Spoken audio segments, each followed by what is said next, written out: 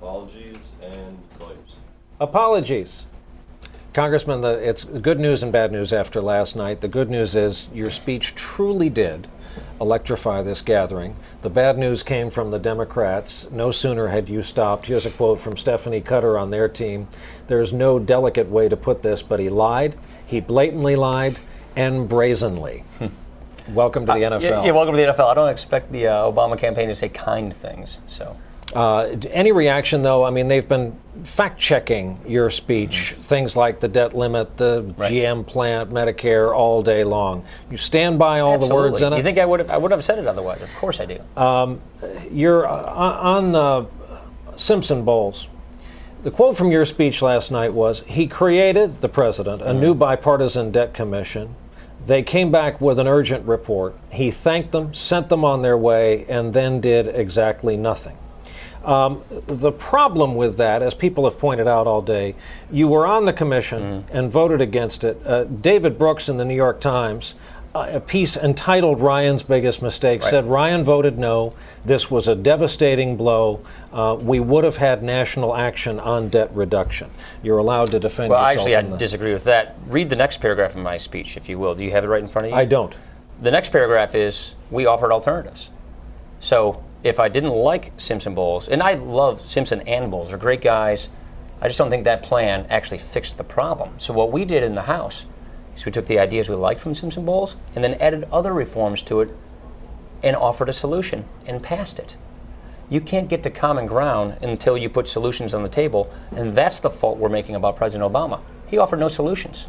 The Senate hasn't passed a budget in 3 years. President Obama, not a single time, sent a budget to Congress where he said, here's how I'm going to fix the fiscal problem. So he created the commission, then disavowed the commission. We offered alternative solutions. That's how you get to common ground. That's what the president hasn't done. And the most predictable economic crisis coming in this country is a debt crisis. It takes leadership to prevent that from happening. That's what Mitt Romney's offering. Mitt Romney's put solutions on the table. Mitt Romney said, here's how I'll fix this debt crisis. That's what we did in the House. And so that, to me, is the point here. The president has been AWOL on providing the kind of leadership that's necessary to prevent this fiscal crisis. Just because I didn't like that particular solution, which I don't think fixed the problem, I offered, and I owed my constituents alternatives. Mitt Romney owes the Americans a plan. That's what the Romney plan for a stronger middle class is all about. That's what his reforms that he's offered. That's what the Romney-Ryan plan is about. Getting this country back to work, getting higher take-home pay, getting economic growth, preventing a debt crisis. Finally, on the GM plant, I know the plant is a big deal. It's a huge deal where I come from. I got a lot of buddies from high school who lost their jobs. And I've listened carefully to your speeches. The friends of yours who went on to technical school, and I can remember from memory, got an HVAC certificate, and on and on. And believe me, where I come from, it's the same story.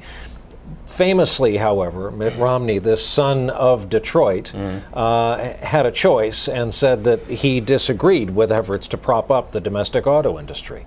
That would have saved the plant in your local town. Well, I think really what got the plant was $4 gas, a lack of an energy policy. And that predates the Obama years. We need a better energy policy in this country. But what Mitt Romney has said is, he didn't say no support for Detroit. He said that Detroit should go through a managed bankruptcy, and on the back end of that bankruptcy, after a restructuring, then they should get support. But there was no money for restructuring. There was no managed bankruptcy. It wasn't in the realm of the policy. Well, we had a political bankruptcy. And what happened was the Obama administration put themselves in the position to pick winners and losers. And I don't think that was one that was in keeping with the rule of law. The point about the plant in my hometown, President Obama came there and campaigned in the plant in 2008. And he said, this plant will be here for another 100 years. He got elected. He put his policies in place. The plant's empty. Nobody works there anymore. The story is one of empty promises after empty promises by President Obama. He campaigned in 2008 saying he was going to do all these wonderful things. He was going to cut the deficit in half, prevent unemployment from getting above 8%, and the opposite occurred. So what we're living is in the broken promise Obama economy today. That, to me, matters. If you go out and say you're going to do one thing while you're campaigning, and then the opposite occurs when you're governing, I think people want to hold you accountable for that. Tell us about tonight's speech. It's going to be a speech where Mitt Romney picks up where we left off and says, here's how we're going to get people back to work. here are my plans for getting higher take-home pay, more jobs. We got to get this debt under control. It's going to take leadership. It's going to take an executive leadership, and he has this kind of skills. It's also going to be a speech where people get to know the man, Mitt Romney, better. I wish people had the opportunity to meet him like I know him, because I really believe they'll see the qualities, the decency, the goodness in this person.